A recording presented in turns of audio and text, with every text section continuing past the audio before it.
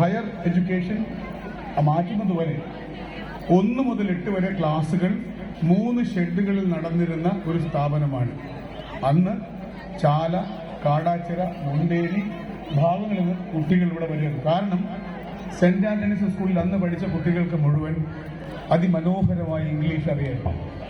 മറ്റ് വിദ്യാലയങ്ങളിലെ കുട്ടികളെക്കാളേറെ സമർത്ഥന്മാരായ drafting സ്കില്ലും writing സ്കില്ലും communication സ്കില്ലുള്ള കുട്ടികളെ അന്ന് ഇവിടുത്തെ പാതിരി ജോർജ് ആംബ്രോസ് ഫെർണാണ്ടസ് പുറത്തേക്ക് ഇറക്കിയത്. അതിന്റെ ഫലമായിട്ടാണ് ഇന്നും ഈ സ്കൂളിന്റെ പേര് കേൾക്കുമ്പോൾ പഴയ തലമുറയിലെ പല ആളുകളും സെയിന്റ് ആന്റണീസ് എന്നതൊരു മഹത്തരമായ പിന്നെ സ്ഥാപനത്തിന്റെ സംസ്കാരമുള്ളതാണ് എന്ന് നമ്മൾ അഭിമാനപൂർവ്വം ഓർക്കുന്നത്. പിന്നീട് 8ാം ക്ലാസ് നിന്ന് മാറുകയും 8 വരെ വരികയും എന്തോ കാരണവശാൽ ഒരു കാലത്ത് ഹൈസ്കൂളിന്റെ പദവിയും പ്രൗഢിയും ഗാംഭീര്യവും അറിവും വിജ്ഞാനവും കമ്മ്യൂണിക്കേഷൻ സ്കില്ലും പകർത്തുന്ന സ്കൂള് ശരിക്കും അന്ന് ഇത് ഹൈസ്കൂൾ ആവേണ്ടിയിരുന്നു.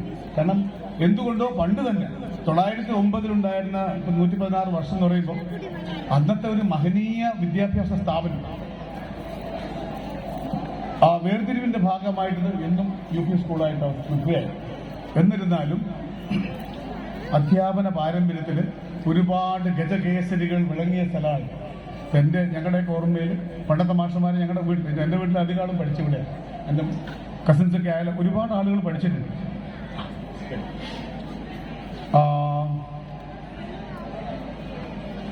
അന്നൊക്കെ തന്നെ ഈ സ്കൂളിൽ വരുന്ന ഇവിടുത്തെ അധ്യാപകർക്കും ഇവിടുത്തെ വിദ്യാർത്ഥികൾക്കും എന്തോ ഒരു തരത്തിലുള്ള സ്വഭാവ സവിശേഷതയുണ്ട്. ഡിസിപ്ലിൻ എന്ന് പറയുമ്പോൾ സിഗ്നി മാഷാണ് അന്നത്തെ നമ്മുടെയൊക്കെ ഒരു വലിയൊരു ചിത്രം. സിഗ്നി മാഷ് നമുക്ക് എല്ലാവർക്കും അറിയാമെന്നറിയില്ല, ടീച്ചർമാർക്കറിയാം, മറ്റുള്ളവർക്കറിയാം. എൻ്റെ ജീവിതത്തിൽ ഞാൻ സാധാരണ കുടുംബത്തിലാണെന്നെങ്കിൽ അറിയാലോ. കാരണം ഞാൻ ഇവിടെ വന്നെങ്കിൽ ഭയങ്കര സന്തോഷമാണ്. കാരണം ഞാൻ എൻ്റെ ഉപ്പയും എൻ്റെ മൂത്താപ്പയൊക്കെ പണിയെടുത്ത് പാലമാടം കടപ്പുറത്താണ്. ഞാൻ സ്കൂളിൽ പഠിക്കുമ്പോൾ രാവിലെ 3:30 മണി 4 മണിക്ക് ഞാൻ പാലമാടത്ത് എൻ്റെ മൂത്താപ്പനോട് പണിക്കും. എൻ്റെ ഉപ്പൻ്റെ ചേട്ടനാണ് കടപ്പുറത്ത് പണിയുള്ളത്, കോയക്കാന്ന് പറയും. അവിടെ ഇപ്പോൾ രാവിലെ കണക്കെഴുതൽ എനിക്ക് പണി നല്ല സുഖമാണ്. 3:30 മുതൽ ചായ കിട്ടും, നല്ല നെയ്യപ്പം കിട്ടും. ചായ കണക്കെഴുതൽ നമ്മുടെ ഈ സിഗരറ്റിന്റെ പാക്കറ്റിന്റെ മുകളിലാണ്. ബരീൻ, കൊള്ളി, ഐക്കൂറ, സ്രാവ് ഇതൊക്കെ എഴുതുക, കൂട്ടുക. അപ്പൊ ഞാൻ പൊതുവെ കണക്ക് കൂട്ടുമ്പം കൊള്ളി വരീൻ 16, അപ്പൊ അതിന് 40 കുടിക്കണം. ഞാൻ 16 ഇൻറ്റു എന്നൊക്കെ കുടിക്കുമ്പോഴത്തേക്ക് ഞാനിങ്ങനെ 16 ഇൻറ്റു 40, 6 ഇൻറ്റു 4 24, ബാക്കി 2 ഇന്നലെ കൂട്ടുമ്പോഴത്തേക്ക് മൂത്താപ്പ ഒന്നും പഠിക്കാത്ത മൂത്താപ്പ 1264.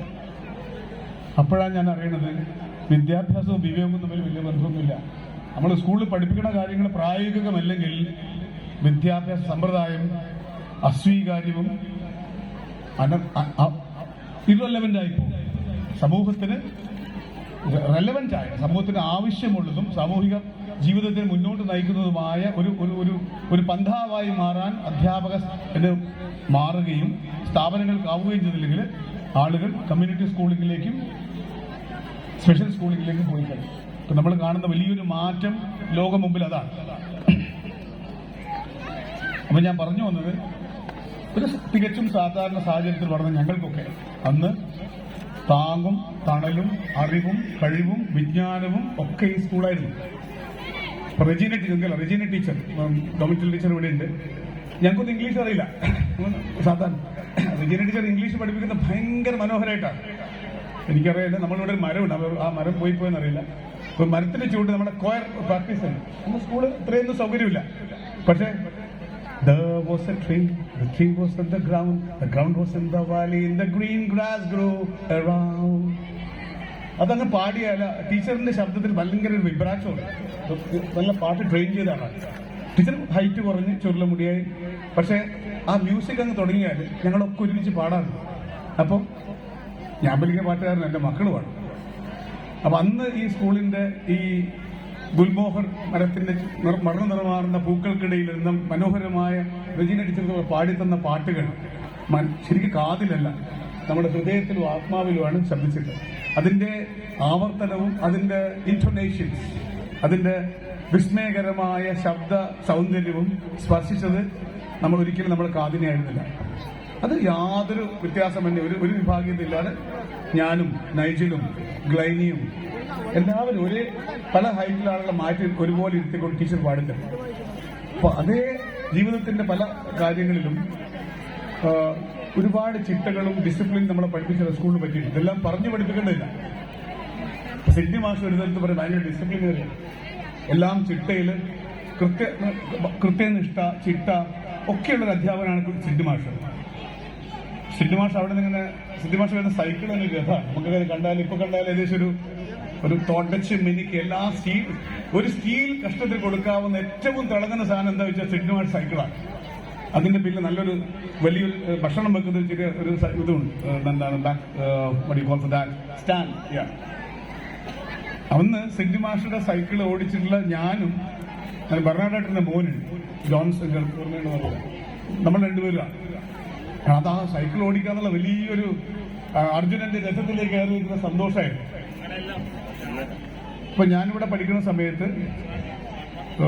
3ാം ക്ലാസ്സിലെത്തിയപ്പോൾ ഇപ്പം LSS സ്കോളർഷിപ്പ് പരീക്ഷ പഠിക്കുന്ന കുട്ടികളെ പ്രത്യേകിച്ച് ഭയങ്കര സപ്പോർട്ടുള്ള സ്കൂളാണ്.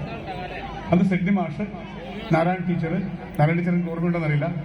സത്യം പറഞ്ഞാല് ഒരു സ്കൂളിന്റെ അന്തരീക്ഷത്തിൽ സമസ്ത സൗന്ദര്യത്തിന്റെയും ഒരു അമൂർത്ത രൂപമാണ് നാരായണൻ ടീച്ചർമാർക്ക് ഓർമ്മയുണ്ട്. ഭയങ്കര നമ്മുടെ മഹാഭാരതത്തിലെ കഥയിലെ സീതയോ അതിസുന്ദരിയായ ടീച്ചറാണ് നാരായണ ടീച്ചറുടെ ഭർത്താവ് ബൈക്കിൽ ഇങ്ങനെ ബുള്ളറ്റിൽ രണ്ടുപേരും വരുമ്പോ ഒരു രാജാവും റാണിയും വരുന്ന പോലെ ഇങ്ങനെ പട്ട് നാട്ടിൽ സ്കൂളിലേക്ക് വരും. പക്ഷെ ഈ വരുന്ന വരവിൽ നമ്മളൊക്കെ ഭയങ്കര അന്താളിച്ചെത്തും ടീച്ചറിന്റെ. കാരണം ഒരു യവന സുന്ദരിയുടെ അതിമനോഹര രൂപമാണ്. പക്ഷെ ഈ അഭൗമമായ സൗന്ദര്യത്തിനപ്പുറത്ത് അതിമനോഹരമായ ഹൃദയവും മനസ്സുമുള്ള ടീച്ചറാണ്. ഈ സ്കൂളിൽ ഞാൻ അറിയുന്ന 5 or 6 കുട്ടികൾക്ക് വേണ്ടി എല്ലാ ദിവസവും ഉച്ചയ്ക്ക് ടീച്ചർ ഭക്ഷണം കൊണ്ടുവരും. ടീച്ചറുടെ ടിഫിനിൽ കഴിക്കുന്ന ആളുകൾ പലരും സ്കോളർഷിപ്പ് പരീക്ഷ എഴുതി. ആളുകളുടെ പേര് പറയുന്നില്ല. ഞാൻ പറഞ്ഞാല് ആരോടും പറയാതെ ആരും അറിയാതെ നമ്മൾ ഈ കാണുന്ന പളപളപ്പിനപ്പുറത്ത് ടീച്ചർ ഭംഗിയിൽ പച്ച സാരിയെ കൊടുക്കാറുണ്ട്. ഈ പച്ച സാരിയുടെ ഉള്ളിൽ ഒരു പച്ചയായ നല്ലൊരു സ്ത്രീ ഉണ്ടെന്നും ഒരു അമ്മയുണ്ടെന്നും ഒരു അധ്യാപികയുണ്ടെന്നും കുട്ടികളുടെ ഒരു പോരായ്മയും ആരെയും അറിയിക്കാതെ അവരെ ഊട്ടി അവരെ പഠിപ്പിച്ച് അവരുടെ പരീക്ഷയിൽ സന്നദ്ധരാക്കി എന്നുള്ളത് ഞാൻ കണ്ടതാണ്.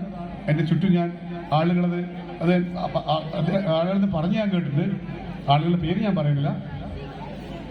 അപ്പൊ ഞാൻ പറഞ്ഞത് നമുക്ക് ചുറ്റും ഉള്ള ആളുകളുടെ വേദനയോ വിഷമമോ ഇല്ലായ്മയോ പോരായ്മയോ അറിയാനും ഉൾക്കൊള്ളാനും അത് ആരെയും അറിയിക്കാതെ പരിഹരിക്കാനും പഠിപ്പിച്ചത് അധ്യാപകരാണ്.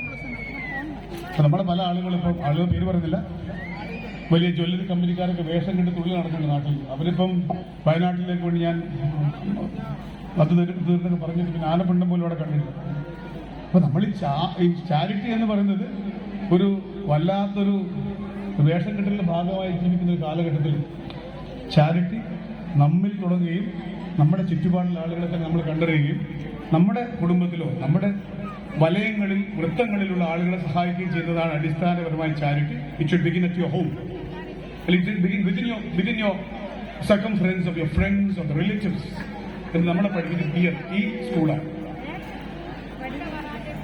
നാരായണ ടീച്ചർ ഇല്ല. ടീച്ചറുടെ മക്കൾ നന്നായി